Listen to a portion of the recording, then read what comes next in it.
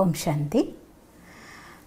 എൻ്റെ കുട്ടി ഏറ്റവും മിടുക്കനാവണം, ഏറ്റവും മിടുക്കിയായി വളരണം, ഈ ലോകത്തിനൊരു തണൽമരം പോലെ വളരണം, എൻ്റെ കുടുംബത്തിൻ്റെ ആധാരമാവണം, എല്ലാവർക്കും ആശ്രയമാവണം. ഇങ്ങനെയൊക്കെ ആഗ്രഹിക്കാത്ത മാതാപിതാക്കൾ ഉണ്ടാവില്ല. ഇന്ന് അവർക്ക് വേണ്ടിയൊരു കൊച്ചു കഥ. ഒരിക്കൽ വിജയനഗര സാമ്രാജ്യത്തിൻ്റെ കാലഘട്ടത്തിലെ തെന്നാലി രാമൻ്റെ ഒരു കഥയാണ്. വിജയനഗര സാമ്രാജ്യത്തിലെ കൃഷ്ണദേവരായരുടെ സദസ്സിലായിരുന്നു തെന്നാലി രാമൻ ഉണ്ടായിരുന്നത്. ഒരിക്കൽ കൃഷ്ണദേവരായർ 10 പൂച്ചക്കുഞ്ഞുങ്ങളെ തൻ്റെ ദർബാറിലേക്ക് കൊണ്ടുവന്ന ശേഷം മന്ത്രിമാരോടായിട്ട് പറയുകയാണ്, നിങ്ങൾ ഓരോരുത്തരും ഈ പൂച്ചക്കുഞ്ഞുങ്ങളെ കൊണ്ടുപോയിട്ട് 1 മാസക്കാലം നന്നായിട്ട് നോക്കി നല്ല മിടുക്കന്മാരായ പൂച്ചക്കുട്ടികളായിട്ട് തിരിച്ചു കൊണ്ടുവരണമെന്ന്. അങ്ങനെ എല്ലാവരും പൂച്ചക്കുഞ്ഞുങ്ങളെ വളർത്താൻ വേണ്ടി കൊണ്ടുപോയി.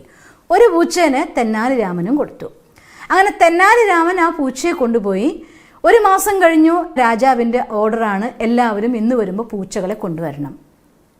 പൂച്ചകളെ കൊണ്ടു നോക്കിയപ്പോൾ എല്ലാവരും കൊണ്ടുപോയ, തെന്നാലി രാമൻ ഒഴികെ കൊണ്ടുപോയ മറ്റെല്ലാ പൂച്ചകളും നന്നായിട്ട് തടിച്ചു നല്ല ഭംഗിയുള്ള പൂച്ചക്കുട്ടികളായിട്ടുണ്ട്.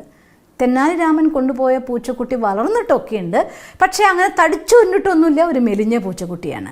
അപ്പോൾ രാജാവ് ചോദിച്ചു രാമനോട്, ഇതെന്താ രാമ, ദിവസവും പൂച്ചയ്ക്ക് പാലിനും മറ്റുള്ളതായിരിക്കുന്ന ചെലവിനുള്ള പൈസ ഖജനാവിൽ നിന്ന് തരാൻ വേണ്ടിയിട്ട് ഞാൻ പറഞ്ഞിരുന്നല്ലോ, നിനക്ക് കിട്ടിയില്ലേ? ഇവർക്കൊക്കെ കിട്ടിയിട്ടുണ്ടല്ലോ, പൂച്ച നന്നായിരിക്കണ്ടല്ലോ എന്ന്.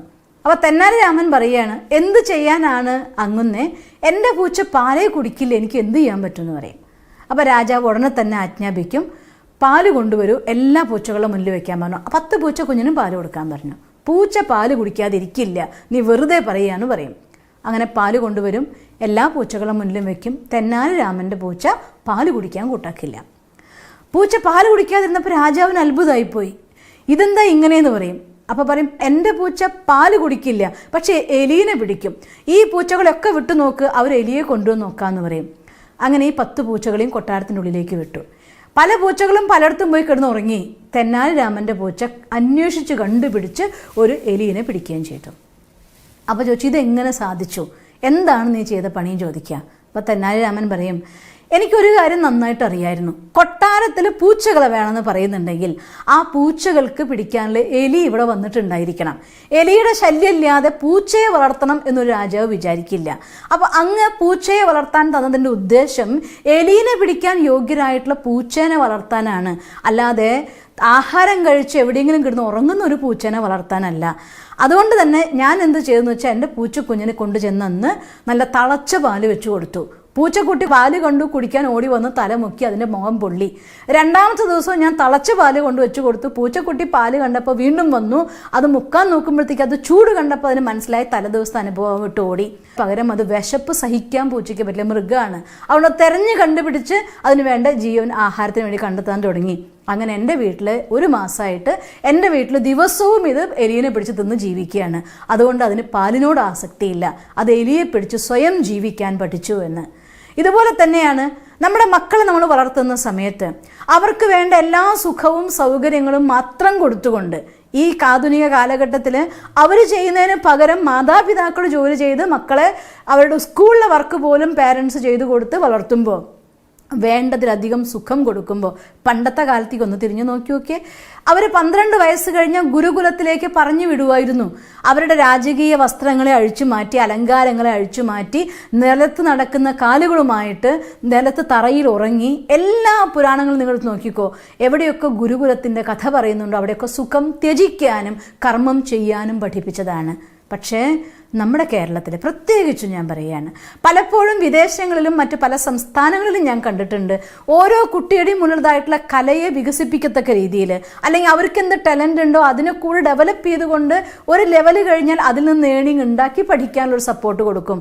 പക്ഷേ കേരളത്തിൽ പ്രത്യേകിച്ച് ഞാൻ പറയുകയാണ്, പഠിച്ച് 22-25 വയസ്സായാലും പഠിച്ചിരിക്കുന്ന വിദ്യാർത്ഥി ഇതൊക്കെ കഴിഞ്ഞ ശേഷം ഇനി ഏണിങ്ങിന് ആരംഭിക്കാൻ ചിന്തിക്കണം. അത് കഴിഞ്ഞ ശേഷം 35-40 വയസ്സാകുമ്പോഴേക്ക് ആരംഭിക്കാൻ തുടങ്ങും. 60 വയസ്സാകുമ്പോഴത്തേക്ക് എന്തെങ്കിലുമൊക്കെ എത്തിയും പോകും. ഇങ്ങനെയുള്ള അവസ്ഥ നമ്മൾ കാണുന്നത്. അതുകൊണ്ട് നമ്മുടെ മക്കൾക്ക് സ്നേഹം കൊടുക്കണ്ടെന്നോ അവർക്ക് വേണ്ട സാധനങ്ങൾ കൊടുക്കണ്ടെന്നോ കെയർ കൊടുക്കണ്ടെന്നോ അല്ല, അതിനൊപ്പം തന്നെ അവരുള്ളിൽ എല്ലാ കാര്യങ്ങളും ചെയ്യാനുള്ള പ്രാപ്തി, ശക്തി വീട്ടിൽ മാതാപിതാക്കളാണ് ആദ്യത്തെ ഗുരുക്കന്മാരാവേണ്ടത്. ആഹാരം ഉണ്ടാക്കാനാണെങ്കിലും ക്ലീനിങ് ചെയ്യാനാണെങ്കിലും വാഷിംഗ് ചെയ്യാനാണെങ്കിലും എന്തെങ്കിലും ജീവിതത്തിൽ നിത്യവൃത്തിക്ക് വേണ്ടതായിട്ടുള്ള കാര്യങ്ങൾ എന്തെങ്കിലും സ്കില്ലുണ്ടെങ്കിൽ ഡെവലപ്പ് ചെയ്യാനും ഒപ്പം അവരുടെ ലെസൺസ് പഠിക്കാനും അതിനൊപ്പം തന്നെ സൊസൈറ്റിയുള്ളതായിട്ടുള്ള അവരുടെ ഉത്തരവാദിത്വങ്ങളെ നിറവേറ്റാൻ അങ്ങനെ നമുക്ക് ഡെവലപ്പ് ചെയ്തെടുക്കേണ്ടത് സർവ്വതോന്മുഖമായിരിക്കുന്ന വികാസമുള്ള ഒരു സമൂഹത്തിനെയാണ്. അല്ലാതെ അച്ഛനും അമ്മയും വായിൽ കൊടുക്കുന്ന ആഹാരം കഴിച്ചുകൊണ്ട് അച്ഛൻ്റെ അമ്മയുടെ കാലം കഴിയുമ്പോൾ ജീവിതം എവിടെയെങ്കിലും വഴിമുട്ടി നിന്ന് പോകുന്ന മക്കളെയല്ല. അതുകൊണ്ട് സുഖം കുറച്ചാൽ തന്നെത്താൻ പരിശ്രമിക്കാൻ പഠിക്കും. ആ രീതിയിൽ സുഖം കുറയ്ക്കുക എന്ന് വെച്ചാൽ അർത്ഥം പഠിക്കാനുള്ള സാധനം കൊടുക്കണ്ടെന്നല്ല, തെറ്റിദ്ധരിക്കരുത്. പഠിക്കാനുള്ള സാധനം കൊടുക്കണ്ടെന്നല്ല, വസ്ത്രം കൊടുക്കണ്ടെന്നല്ല, ആഹാരം കൊടുക്കണ്ടെന്നല്ല. ഇതെല്ലാം കൊടുത്ത് മടിയന്മാരായിട്ട് ഇരിക്കാൻ സമ്മതിക്കരുത്. അവരുടെ സ്കിൽ ഡെവലപ്പ് ചെയ്യത്തക്ക രീതിയിലുള്ള ട്രെയിനിങ് കൊടുക്കണം. അവനവൻ്റെ ജീവിതത്തിലെ എല്ലാ കാര്യങ്ങളും വേണ്ടി വന്നാൽ അത്യാവശ്യം ഒരു ആഹാരം ഉണ്ടാക്കി കഴിക്കാനുള്ള കപ്പാസിറ്റി വരെ മക്കളിൽ ഡെവലപ്പ് ചെയ്ത് കൊടുക്കേണ്ടത് പാരൻസിൻ്റെ ഉത്തരവാദിത്വമാണ്. അത് ആൺകുട്ടിയെന്നോ പെൺകുട്ടിയെന്നോ വ്യത്യാസമില്ല. എവിടെ പോകുമ്പോഴും ഇത്തരം കലകൾ ഇത്തരം കാര്യങ്ങൾ ജീവിതത്തിൽ തോൽക്കാതെ മുന്നോട്ട് കൊണ്ടുപോകാനുള്ള ശക്തി ആവരണം ചെയ്യും. ഒരു പക്ഷേ ഇന്നത്തെ വീഡിയോ കേൾക്കുമ്പോൾ ചിലർക്കൊക്കെ അനിഷ്ടം വന്നിട്ടുണ്ടാവാം. ഉണ്ടെങ്കിൽ എന്നോട് ക്ഷമിക്കുക. എന്നാലും ഇത് സത്യാവസ്ഥയാണ്, പറയാതിരിക്കാൻ വയ്യ. പലരും മക്കളെല്ലാം വളർന്നു വലുതായി എല്ലാം കഴിഞ്ഞ ശേഷം ഇതുവരെയും ജീവിതത്തിന് ഒരു ഉത്തരവാദിത്വ കാര്യങ്ങളോ അറിഞ്ഞില്ല, ചെയ്തില്ല, പഠിച്ചില്ല. വളർന്ന ശേഷം ഒറ്റയടിക്ക് എല്ലാം അവൻ ഏറ്റെടുക്കണം അല്ലെങ്കിൽ അവളെ ഏറ്റെടുക്കണം എന്ന് മാതാപിതാക്കൾ ആഗ്രഹിക്കുമ്പോൾ അതൊരു പ്രോപ്പർ മെത്തേഡല്ല. അവിടെ അച്ഛനും മക്കളും അമ്മയും മക്കളും തമ്മിൽ യുദ്ധം, ഫൈറ്റ്, ശത്രുത, ഇങ്ങനെ ഒത്തിരി കൗൺസിലിങ്ങിന് വേണ്ടി എന്നോട് വിളിച്ച് ചോദിക്കുകയാണ്. അപ്പോൾ ഞാൻ വിചാരിച്ചു തീർച്ചയായിട്ടും വളർന്നു വരുന്ന കുട്ടികളിൽ ഒരു സർവ്വതോന്മുഖമായിരിക്കുന്ന വികാസം വരത്തക്ക രീതിയിൽ എല്ലാ രീതിയിലും അവരെ ഒരു പേഴ്സണായി കണ്ടുകൊണ്ട്, ഒരു വ്യക്തിയായി കണ്ടുകൊണ്ട്, അവരുടെ വ്യക്തിത്വത്തിൻ്റെ ഭാഗങ്ങളെ മനസ്സിലാക്കിക്കൊണ്ട് അതിനെ ഡെവലപ്പ് ചെയ്തുകൊണ്ടും ഒപ്പം സ്വയം പര്യാപ്തമായിക്കൊണ്ട് വളർത്തിയെടുക്കേണ്ടത് അനിവാര്യമാണ്. നിങ്ങൾക്ക് അങ്ങനെ സാധിക്കട്ടെ. എല്ലാ കുടുംബത്തിലെ മക്കളും ഈ ലോകത്തിൻ്റെ തണലായി മാറട്ടെ എന്ന് പ്രാർത്ഥിക്കുന്നു. ഓം ശാന്തി.